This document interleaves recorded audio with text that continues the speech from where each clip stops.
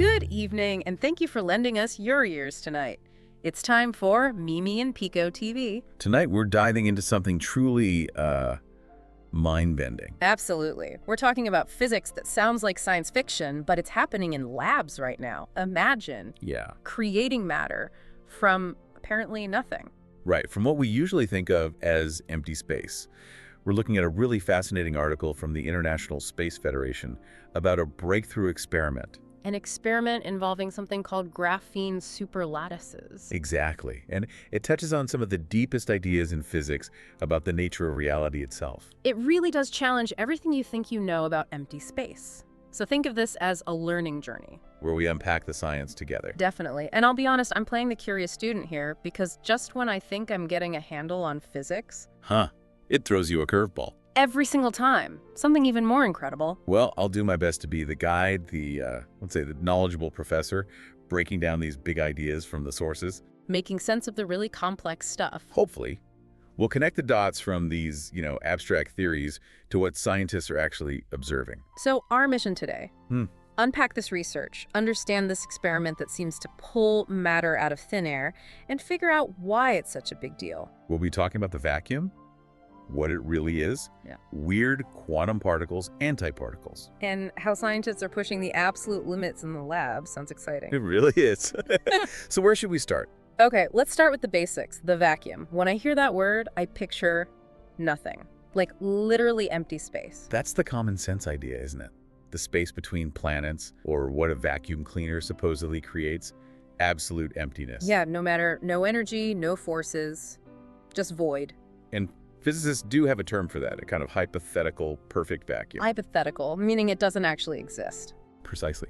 That's one of the biggest takeaways from modern physics. And the source material really emphasizes this. That's state of perfect, absolute emptiness. Yeah. Can't find it anywhere in nature. It's an idea, maybe a useful one sometimes, but not reality. Whoa. Okay, so the space around us, even deep space, it's not empty. But why? I mean, vacuum cleaners, space telescopes showing darkness, it looks pretty empty. Oh, that's where our everyday intuition bumps up against quantum mechanics. Right, the weird stuff. The really weird stuff. Modern physics, especially something called quantum field theory, describes the vacuum completely differently. Not as emptiness, but as a substantive medium. Substantive, like it has substance, it's something. Exactly. Think of it more like a dynamic, energetic sea. And this idea, as the sources point out, isn't brand new. It has roots going back to the giants of 20th century physics. Like Paul Dirac, he gets mentioned. Indeed. Dirac's work is foundational here. He came up with this incredibly important equation, the Dirac equation. What did that do? It was a huge step in merging quantum mechanics with Einstein's special relativity. It describes particles like electrons, especially when they're moving really fast. Okay. But when Dirac worked through his equation, he found something odd. Mathematically sound, but weird. What was it? His equation had solutions for electrons with positive energy, which is normal, what we see, but it also had perfectly valid solutions for electrons with negative energy. Negative energy, like less than zero energy. How does that even work? Yeah, from our usual perspective, it's bizarre. And mathematically, there was no bottom limit. An electron could just keep falling, shedding energy forever into these negative states. But that doesn't happen, right? Electrons seem stable, atoms exist. Exactly. If electrons could just spiral down infinitely, losing energy, everything would collapse. So Dirac faced a big problem.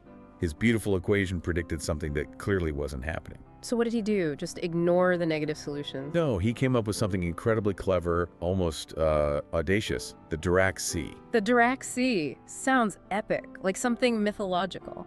It was a bold hypothesis back then. He proposed that maybe all those negative energy states weren't empty. They were already completely filled up with electrons. Filled, like an invisible ocean of negative energy electrons everywhere. Pretty much. An infinite sea filling all of space. We wouldn't normally detect it because it's uniform everywhere, the baseline. Okay. But how does that stop the normal electrons from falling in? That's where another quantum rule comes in, the Pauli exclusion principle. Oh, I know that one. No two electrons can be in the exact same state, right? You got it. So since all the negative energy states were already full, a regular positive energy electron couldn't drop into them. It was blocked, like trying to pour water into a full glass. The sea prevents them from falling. Okay, that explains why atoms are stable. But how does this connect to creating matter? or seeing weird particles. This is where it gets really cool and directly ties into our deep dive. Dirac thought, okay, the sea is full, but what if you could knock an electron out of the sea? Like, give it enough energy to jump out. Precisely. If you zapped a negative energy electron in the sea with enough energy, say, from a photon, particle of light, you could lift it into the positive energy realm. It would become a regular, observable electron. Okay, that makes sense. But its absence, the spot it left behind in the sea, that unoccupied negative energy state, that hole would also be observable from our positive energy perspective. A hole in the sea. What would that look like? Dirac predicted it would behave just like an electron, but with the opposite properties.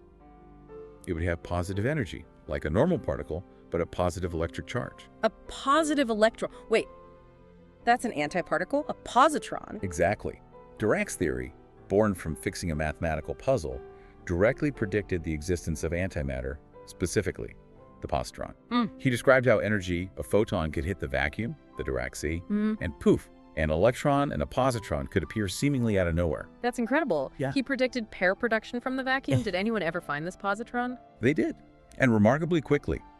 Just a few years later, in 1930, an experimental physicist named Carl Anderson was studying cosmic rays, high-energy particles from space, and he found tracks of a particle that curved the wrong way in his magnetic field.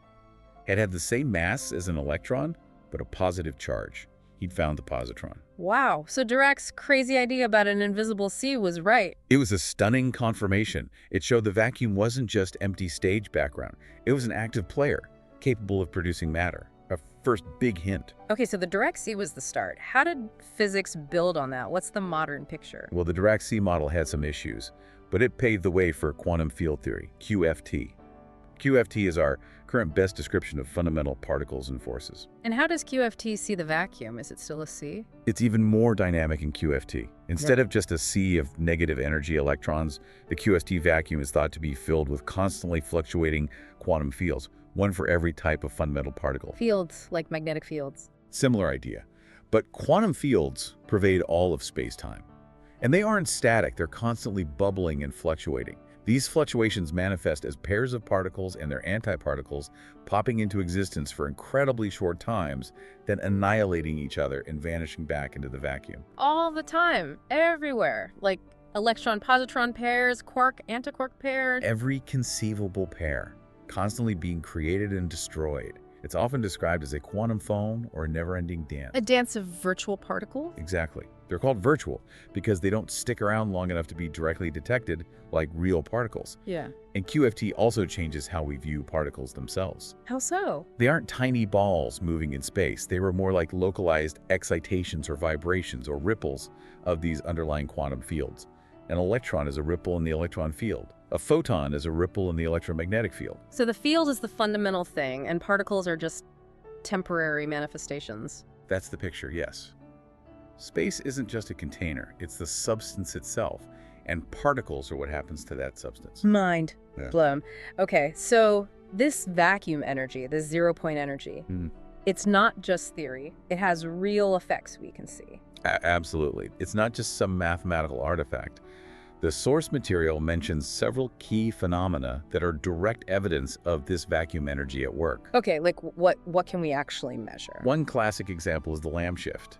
It's a very small, subtle difference in the energy levels of electrons and atoms, like hydrogen. Energy levels, like the orbits in the old Bohr model. Kind of, but quantum mechanical energy states. Older theories predicted two specific energy levels in hydrogen should be identical, but experiments showed a tiny split. And the vacuum explains this split. Precisely. Modern quantum electrodynamics, or QED, the QFT for electrons and light, includes the effects of vacuum fluctuations. These virtual particles, popping in and out, interact momentarily with the atom's electron, slightly shifting its energy level. QED predicts the Lamb shift perfectly. Its explanation was crucial for developing QED, involving names like Feynman, Schwinger, Dyson. So the vacuum's fizzing actually nudges electrons and atoms? In a measurable way, yes. Another related effect is spontaneous emission. When an atom just spits out a photon. Right. An excited electron drops to a lower energy level and emits light. Why does it do that spontaneously without being hit by another photon? QED says it's triggered by the electron interacting with the random fluctuations of the vacuum's electromagnetic field. The vacuum itself gives the electron a little push to fall down. That's the interpretation. The vacuum isn't passive, it interacts. Okay, what else? The source mentioned something weird sounding. Zitterbewegung. Zitterbewegung, German for trembling motion or jiggling motion. He- It comes straight from Dirac's original equation for a free electron. It predicts that even a single electron, all by itself in empty space, shouldn't just travel in a straight line. It should execute this incredibly rapid, tiny jiggling motion around its average path. Because it exists, it jiggles. The prediction is that this jiggling is due to interference between the electron's positive and negative energy components, which are linked through the vacuum structure. It's a purely quantum relativistic effect tied to the vacuum's complexity. An electron jiggling in empty space, that's wild. It is. And think about mass. Where does the mass of everyday matter, like protons and neutrons in atomic nuclei, actually come from? From the quarks inside them, right? The Higgs field gives them mass. The Higgs mechanism gives the fundamental quarks their mass, yes. But that only accounts for a tiny fraction, maybe 1 or 2% of the total mass of a proton or neutron. Wait, only 2%. Where does the other 98% come from? It comes from the energy of the interactions inside the proton. Specifically, from the kinetic energy of the quarks whizzing around, and crucially, from the energy stored in the gluon field, the strong force field binding them, and the energy of a sea of constantly fluctuating virtual quark-antiquark pairs within the proton's volume. Virtual pairs inside the proton, like a mini vacuum. Exactly. Billions of these virtual pairs pop into existence from the gluon field's energy and annihilate constantly. They cancel out in terms of charge and other numbers, but their energy contributes hugely to the total energy content of the proton. And since Ihon That energy manifests as mass, so almost all of the mass of the stuff we're made of comes from the energy of vacuum fluctuations inside that stuff. That's the understanding in modern physics, yes. Mass emerges largely from the energy density of the confined vacuum. It's profound. Wow, okay. Any other direct evidence of vacuum energy? A really famous one is the Casimir effect. Oh yeah, the metal plates, I've heard of this. They get pushed together in a vacuum. That's the classic setup. Put two uncharged, perfectly conducting plates incredibly close together, nanometers apart in a vacuum, and they attract each other. Why? There's nothing between them, supposedly. But there's a quantum vacuum. The plates act like boundaries. Only virtual particles, vacuum fluctuations, with wavelengths that fit neatly between the plates can exist there. Outside the plates, there's no such restriction, so all wavelengths are allowed. So there are fewer possible fluctuations between the plates. Exactly. This means the zero-point energy density, the vacuum energy, is slightly lower between the plates than outside. This energy difference creates a pressure imbalance. And the higher energy vacuum outside pushes the plates together. Precisely. It's a direct, measurable force generated by the vacuum's energy. It's not hypothetical, it's real. The nothing outside exerts pressure. That is just deeply weird. And there's even the dynamical Casimir effect, where if you wiggle the plates or mirrors fast enough under specific conditions, you can shake actual, real photons out of the vacuum. The vacuum literally starts to glow. You can make light from shaking empty space. Okay, my brain hurts now. It's definitely counterintuitive stuff. So, okay, the vacuum is definitely not empty. It's the seething cauldron of energy, virtual particles, jiggling electrons, contributing to mass, pushing plates around. Why don't we see this all the time? Why does space look dark and feel empty? Why are particles popping out everywhere constantly? That's the critical question, isn't it? If there's all this energy, where is it? The answer, according to QFT in the sources, lies in equilibrium. Equilibrium, meaning it's all balanced out. Perfectly balanced, on average, in what we call free space, far from matter or strong fields. Remember those virtual particle-antiparticle pairs? For every virtual electron, there's a virtual positron right there with opposite charge, opposite momentum. They pop up, they annihilate. Net charge, 0. Net momentum, 0. So all the activity cancels itself out perfectly. On macroscopic scales, yes. The vacuum is thought to have infinite positive and negative curvature canceling out too, making space look flat. It's like this state of perfect, incredibly energetic, but hidden tension. Hidden because it's symmetrical. Balanced. Exactly. The immense energy is there, but locked away in this equilibrium. To see anything happen, to extract energy or create real particles, you need to break that equilibrium. You need to create a gradient, an imbalance. A gradient, like a slope. What creates a gradient in the vacuum? You need to perturb it, create some local asymmetry. The source mentions particle spin creating tiny vortices, which we perceive as mass or charge. Forces themselves are interactions that perturb the vacuum, and the source uses the term vacuum polarization. Vacuum polarization, like aligning something. Kind of. Imagine those virtual particle-antiparticle pairs as tiny, fleeting electric dipoles, positive and negative ends.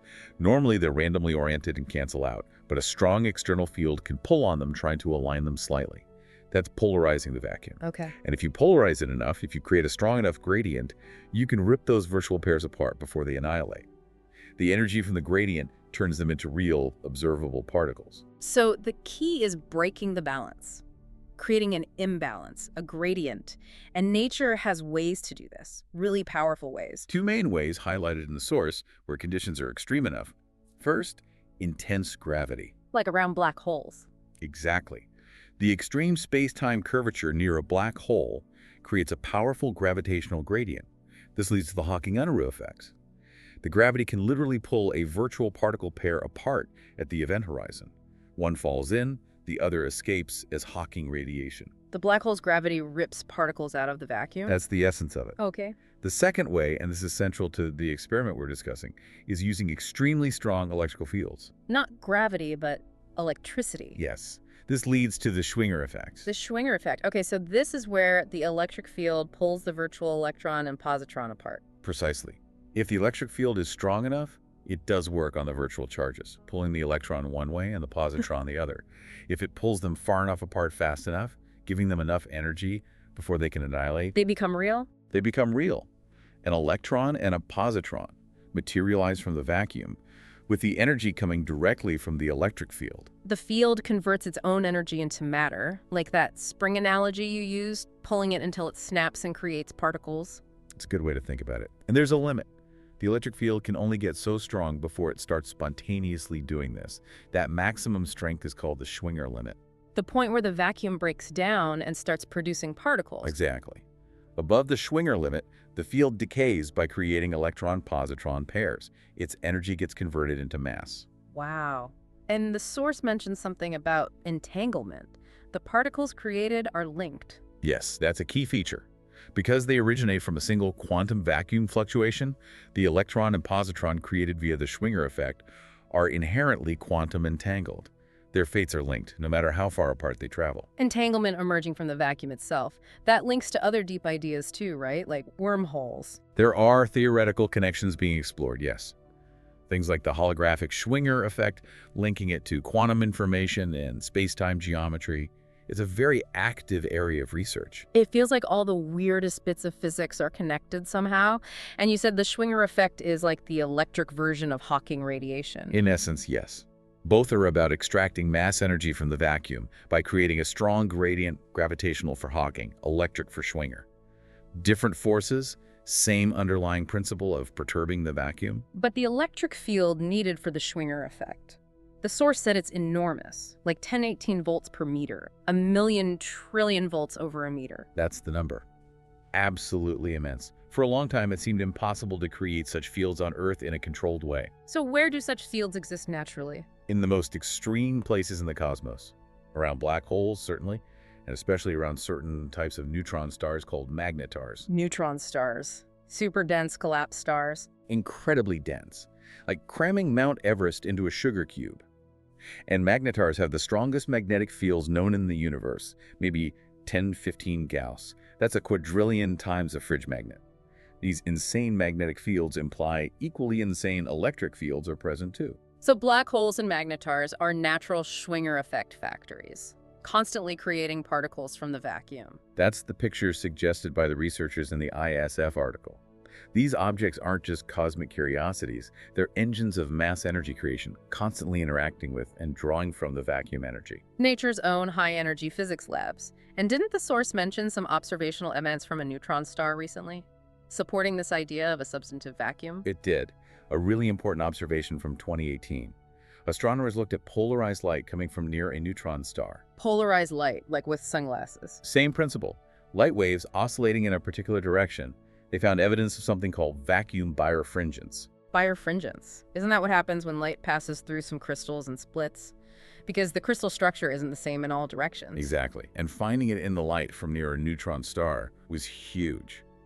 It suggested the incredibly strong magnetic and electric fields there were actually distorting the vacuum itself. Distorting the vacuum, making it non-uniform. Giving it a preferred direction, almost like a temporary crystalline structure. This vacuum structure then affected the light passing through, splitting it based on polarization, just like a real crystal would. So the vacuum around a neutron star acted like a physical material. That's incredible proof it's not just empty space. A powerful confirmation, yes. The vacuum is real, and extreme fields can change its properties. Okay, this all sets the stage perfectly. For decades, seeing the Schwinger effect in a lab seemed impossible because of that crazy 1018 via-meter requirement. Right. We just couldn't generate stable fields that strong. But this new experiment, the one the ISF article discusses, they did it on Earth. That's the breakthrough. Published in Science, highlighted by the ISF, a team led by researchers at Manchester in the UK managed to observe Schwinger-like pair production in a lab for the first time. How? What did they use? The magic ingredient was graphene. Graphene, the wonder material. Single layer of carbon, super strong, conducts electricity like crazy. That's the stuff. The source mentions its ability to handle huge currents, way more than copper. But the key for this experiment is its unique electronic properties. It can mimic the physics of the quantum vacuum under the right conditions. Graphene can mimic the vacuum. How does that work? It's about the energy levels available to electrons moving within the graphene sheet. There's a special point in its electronic structure called the Dirac point. Dirac point, named after Paul Dirac. Presumably. At this specific point, in terms of electron energy and momentum, there are basically no available charge carriers.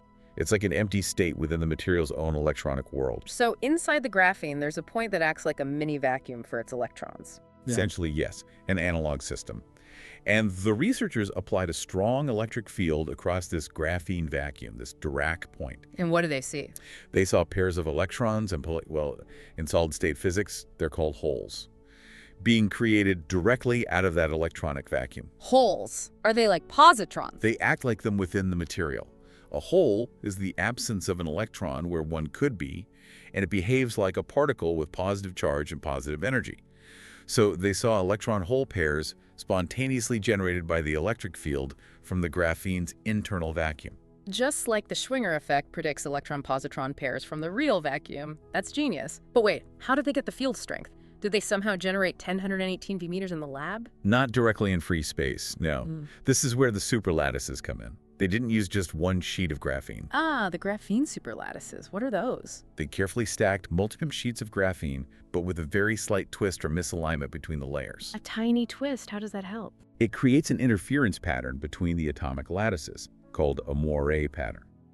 This pattern effectively stretches the fundamental repeating unit of the crystal structure enormously, maybe 100 times bigger. Okay, and that's stretching.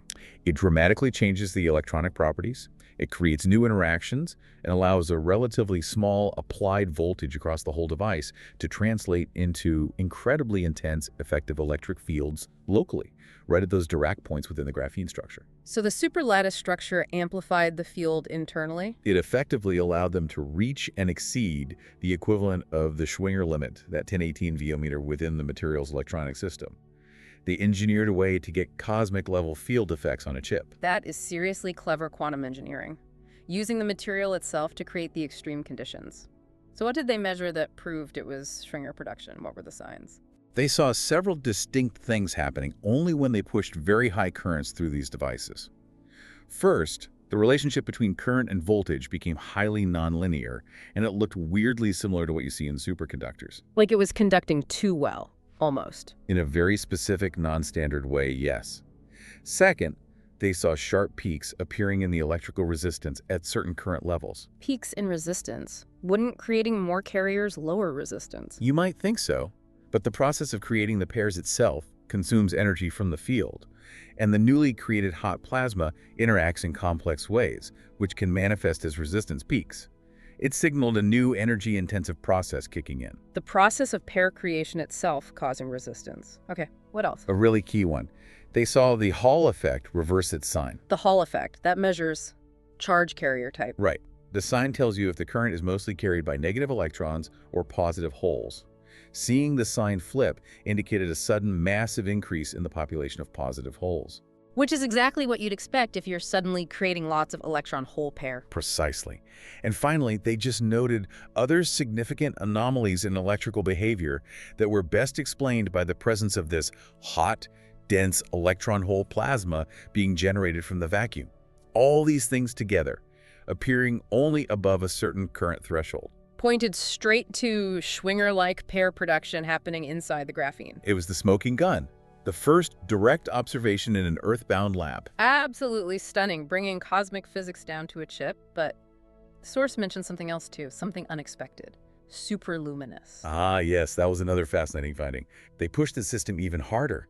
They filled the graphene vacuum with electrons first, then used the electric field to accelerate them. Okay. Graphene has a maximum speed limit for its charge carriers, related to the speed of light but much slower, about 1,300 the CDs in this structure.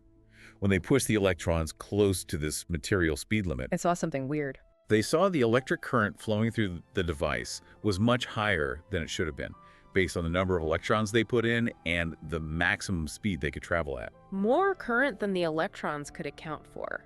How? It seemed like extra charge carriers were appearing from somewhere. Not faster than light then, but superluminous meaning more current than expected for that speed limit.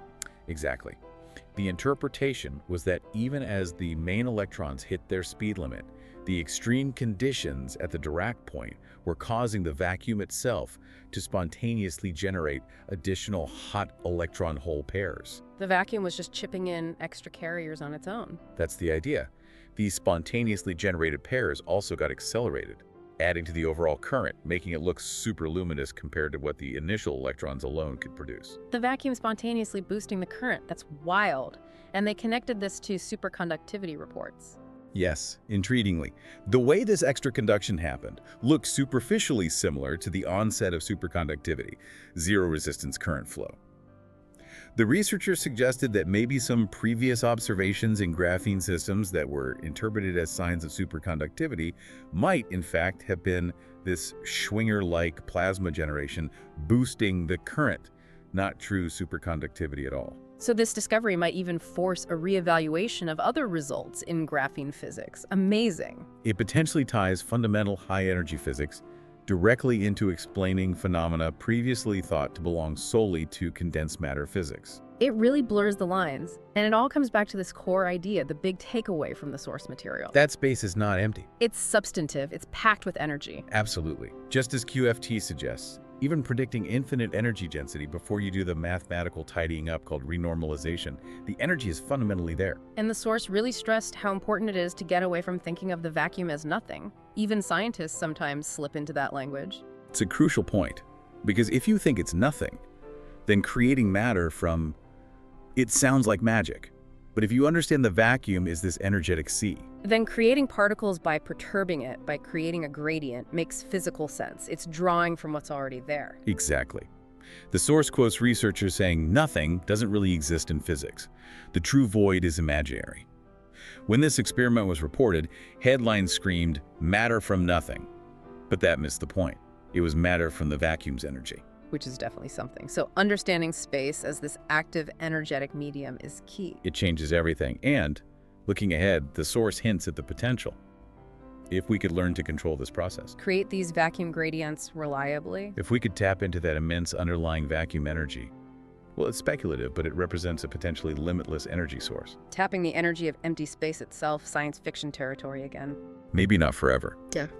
Experiments like this, bringing the Schwinger effect into the lab, are the first tiny steps on what could be a very long road.